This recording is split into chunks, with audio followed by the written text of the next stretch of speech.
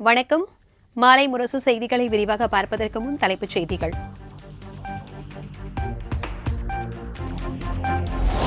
அதிமுக எம்எல்ஏக்கள் திமுகவில் சேர தயாராக இருப்பதாக சபாநாயகர் அப்பாவு பேசியதாக தொடரப்பட்ட வழக்கு. வரும் 13ஆம் தேதி நேரில் ஆஜராக சென்னை சிறப்பு நீதிமன்றம் உத்தரவு.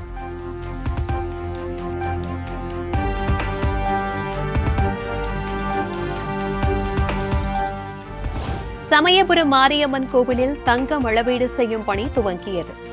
உச்ச நீதிமன்ற முன்னாள் நீதிபதி முன்னிலையில் ஆய்வுப் பணி மும்முரம்.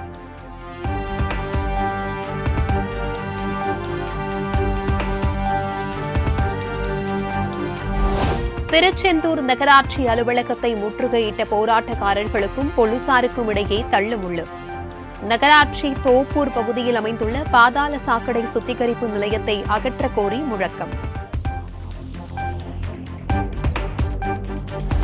வேலூர் டவுன் ரயில் நிலையத்தில் மின் ஒயர் அறுந்து விழுந்ததால் சுமார் 2 மணி நேரம் ரயில் சேவை பாதிப்பு. 25 ரயில்வே ஊழியர்கள் துரிதமாக செயல்பட்டு சரி செய்த பின்னர் ரயில் புறப்பட்டு சென்றது.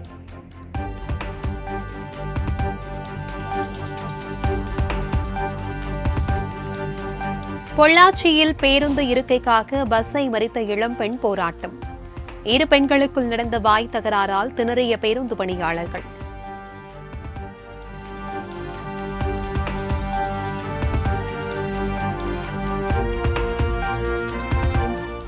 நாகர்கோவில் திலகர் தெருவில் மின்சாரம் தாக்கி கணவன் மனைவி பலியான துயரம். வீட்டின் பின்புறம் துணி காயப்படும் போது நிகழ்ந்த விபரீதம்.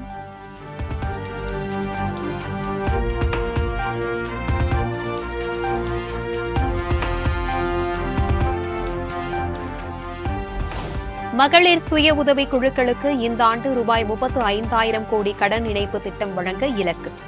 இது வெறும் கடன் அல்ல, முதலமைச்சர் பெண்கள் மீது வைத்துள்ள நம்பிக்கை என்றும் அமைச்சர் உதயநிதி ஸ்டாலின் பேச்சு.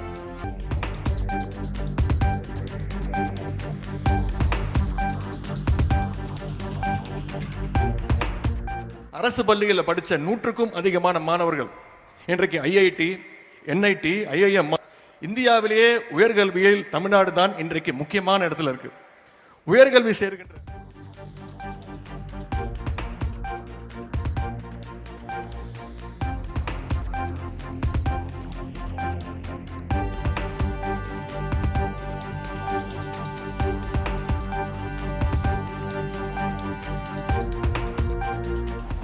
உயர்கல்வியில் இந்தியாவிலேயே தமிழ்நாடு சிறந்த இடத்தில் உள்ளதாக அமைச்சர் உதயநிதி ஸ்டாலின் தகவல். அரசே மக்களை தேடி வந்து திட்டங்களை வழங்கி வருவதாகவும் பெருமிதம்.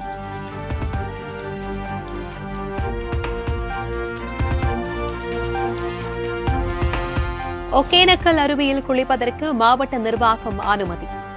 நீர்வரத்து வினாடிக்கு 12,000 கன அடியாக வருவதால் மாவட்டம் 8 நாட்களுக்கு பிறகு தடை நீக்கம்.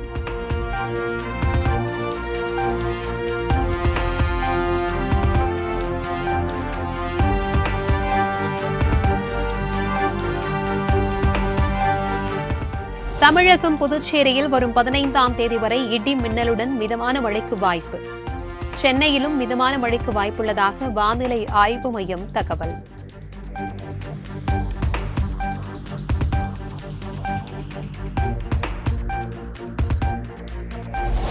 வடமேற்கு வங்கக்கடலில் நிலை கொண்டிருந்த ஆழ்ந்த காற்றழுத்த தாழ்வு மண்டலம் கரையை கடந்தது. ஒடிஷா மாநிலம் பூரி அருகே கரையை கடந்ததாக வானிலை ஆய்வு மையம் தகவல்.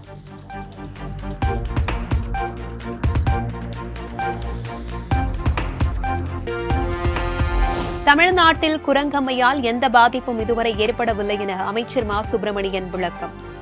டெங்கு பரவல் கட்டுக்குள் உள்ளதாகவும் உறுதி. தமிழ்நாட்டில் இதுவரை யாருக்கும் இந்த மாதிரியான பாதிப்புகள் கண்டறியப்படவில்லை. அப்படி கண்டறியப்பட்டாலும் அவர்களுக்குரிய சிகிச்சைகள் அளிப்பது, ஆய்வுகளின் மூலம் அந்த பாதிப்பு குறித்து கண்டறிந்து சொல்வது போன்ற எல்லா விஷயங்களிலும்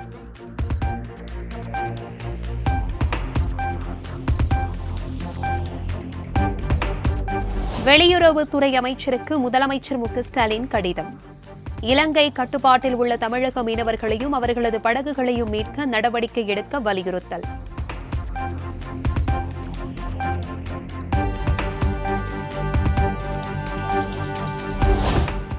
தேசிய கல்விக் கொள்கையை மறுப்பதால் தமிழ்நாட்டிற்கான நிதியை நிறுத்தி வைப்பதாக மத்திய அரசிற்கு முதலமைச்சர் மு.க.ஸ்டாலின் கண்டனம். தரமான கல்வி மற்றும் சமத்துவத்தை மேம்படுத்த மத்திய பாஜக அரசு இப்படி திட்டமிடுகிறதா எனவும் கேள்வி.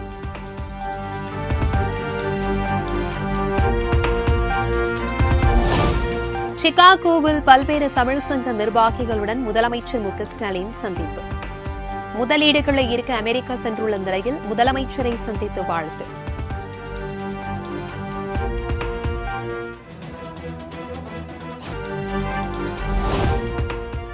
கொல்கத்தாவில் பெண் மருத்துவர் பாலியல் வன்கொடுமை செய்யப்பட்ட வழக்கில் சிபிஐ அறிக்கை தாக்கல்.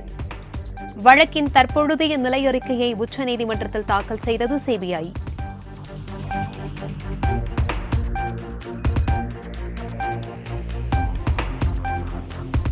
கொல்கத்தாவில் அரசு மருத்துவர்கள் பணிக்கு திரும்ப வேண்டுமென உச்சநீதிமன்றம் உத்தரவு.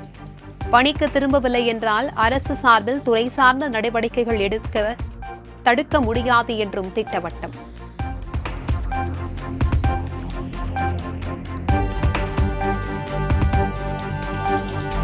டெல்லியில் மத்திய நிதியமைச்சர் நிர்மலா சீதாராமன் தலைமையில் 54வது ஜிஎஸ்டி கவுன்சில் கூட்டம். ஆயுள் காப்பீட்டிற்கான வரி குறைப்பு உள்ளிட்டவை குறித்து ஆலோசனை.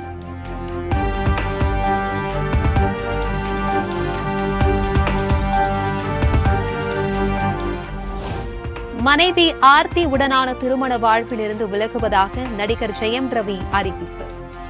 தான் என்றும் எப்போதும் உங்கள் ஜெயம் ரவியாகவே இருக்க விரும்புவதாக அறிக்கை.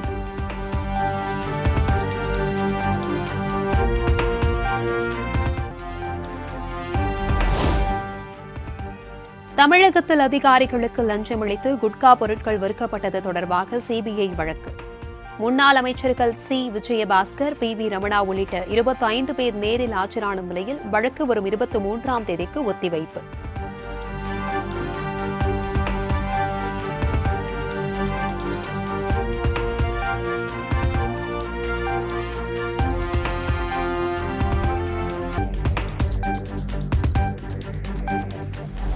அரசியல் காழ்ப்புணர்ச்சி காரணமாக போடப்பட்ட வழக்கை சட்ட ரீதியாக எதிர்கொள்வேன்.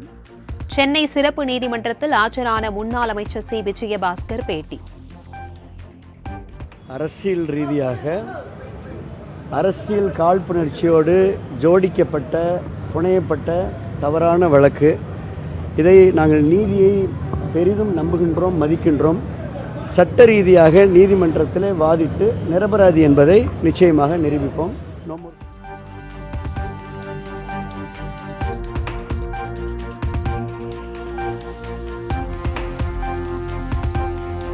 செஞ்சி ராமச்சந்திரன் தமிழக வெற்றிக் கழகத்தில் இணைவதாக வெளியான தகவலுக்கு இபிஎஸ் மறுப்பு.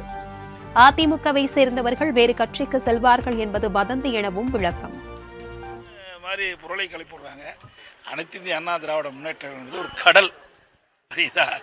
இதில் அவர் மாதிரி கிட்டத்தட்ட ஆயிரக்கணக்கான பேர் இந்த கட்சியில் அங்கம் வைக்கிறாங்க, உழைத்திட்டு இருக்கிறாங்க. இந்த அனைத்து இந்திய அண்ணா திராவிட முன்னேற்றம்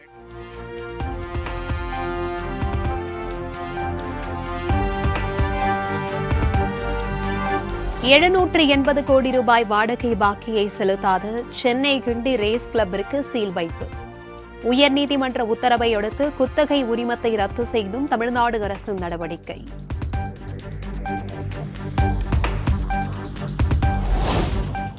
கோவை தமிழ்நாடு வேளாண்மை பல்கலைக்கழகத்தின் 44வது பட்டமளிப்பு விழா. ஆளுநர் ஆர்.என். ரவி பங்கேற்ற நிலையில் விழாவை புறக்கணித்தார் வேளாண் துறை அமைச்சர் எம்.ஆர்.கே. பன்னீர்செல்வம்.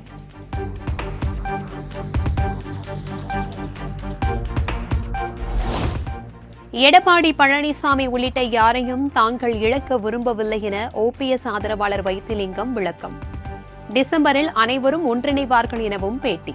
நாங்கள் யாரையும் இழக்க விரும்பலை, எடப்பாடியும் இழக்க விரும்பலை, மற்றவர்களையும் இழக்க விரும்பலை. அப்படி அவர்கள் இந்த இயக்கம் ஒன்றாக வேண்டும் என்று நினைக்காதவர்கள், விரும்பாதவர்கள் அவர்களாகவே வெளியேறி விடுவார்கள். இது காலத்தில்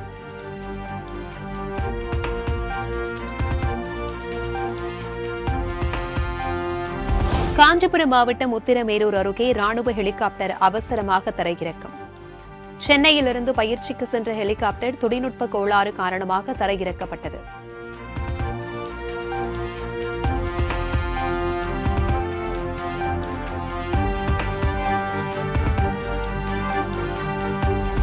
தூத்துக்குடி அருகே தருவைக்குளத்தில் மீனவர்கள் வேலை நிறுத்தம் மற்றும் கடையடைப்பு போராட்டம்.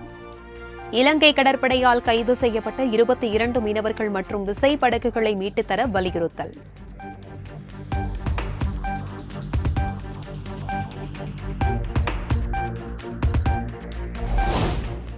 காஞ்சிபுரம் அருகே சாம்சங் தொழிற்சாலை ஊழியர்கள் 1000க்கும் மேற்பட்டோர் போராட்டம்.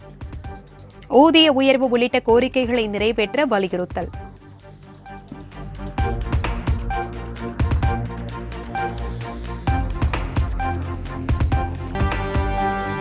ராணிப்பேட்டை மாவட்டத்தில் 10 ரூபாய் நாணயத்தை வணிகர்கள் வாங்க மறுத்ததால் சட்டப்பூர்வ நடவடிக்கை.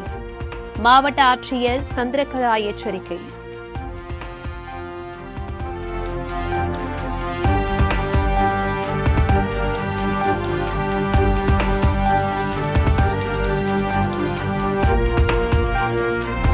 கொடியேற்றத்துடன் தொடங்கியது சுசீந்தரம் தானுமாலய சுவாமி கோவில் ஆவணி திருவிழா.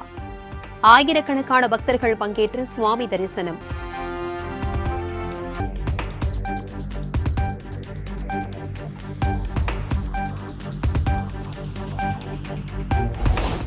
டெல்லி ராஜ்கோட்டில் உள்ள மகாத்மா காந்தி நினைவிடத்தில் அபுதாபி இளவரசர் மரியாதை மலர் தூவி நினைவஞ்சலி செலுத்தினார்.